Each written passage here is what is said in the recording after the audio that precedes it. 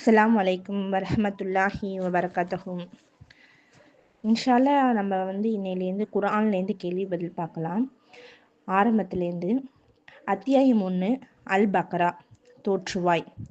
கேள்வி 1, பிரார்த்தனை செய்ய அல்லாஹ் சிறப்பித்து கூறக்கூடிய வசனம் எது? சூரத்துல் ஃபாத்திஹா முழுவதும்.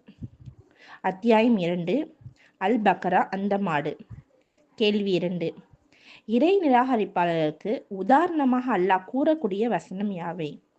அத்தியாயம் 2 வசனம் 19. இவர்களது தன்மை வானத்திலிருந்து விழும் மலை போன்றது. அதில் இருள்களும் இடியும் மின்னலும் உள்ளன. இடி முழக்கங்களால் மரணத்திற்கு அஞ்சி தனது விரல்களை காதுகளில் வைத்துக் கொள்கின்றன. தன்னை ஏற்க மறுப்போரை அல்லாஹ் முழுமையாக அறிபவன்.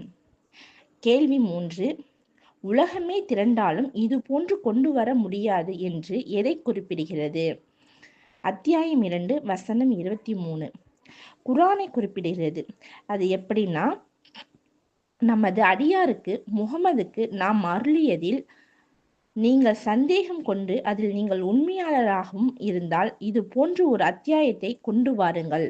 அல்லாஹ்வை தவிர ஏனைய உங்கள் உதவியாளர்களையும் அழைத்து கொள்ளுங்கள் என்று அல்லாஹ் கூறுறான். கேள்வி 4, 2 பிறப்புகள் 2 இறப்புகள் பற்றி சொல்லக்கூடிய வசனம் எது? அத்தியாயம் 2 வசனம் 28 அல்லாஹ்வை எப்படி மறுக்கிறீர்கள்? உயிரற்று இருந்த உங்களுக்கு அவன் உயிரூட்டினான், பின்னர் உங்களை மரணமடைய செய்வான், பின்னர் உங்களை உயிர்ப்பிப்பான், பின்னர் அவனிடமே கொண்டு வரப்படுவீர்கள். கேள்வி 5, எதை கொண்டு அல்லாஹ்விடத்தில் பிரார்த்திக்க வேண்டும் என்று அல்லாஹ் கூறுகிறான்? அத்தியாயம் 2 வசனம் 45 பொறுமை மற்றும் தொழுகையின் மூலம் உதவி தேடுங்கள். பணிவுடையோரை தவிர மற்றவர்களுக்கு அது பாரமாகவே இருக்கும். அஸ்ஸலாமு அலைக்கும் வரஹ்மத்துல்லாஹி வபரகாத்துஹு.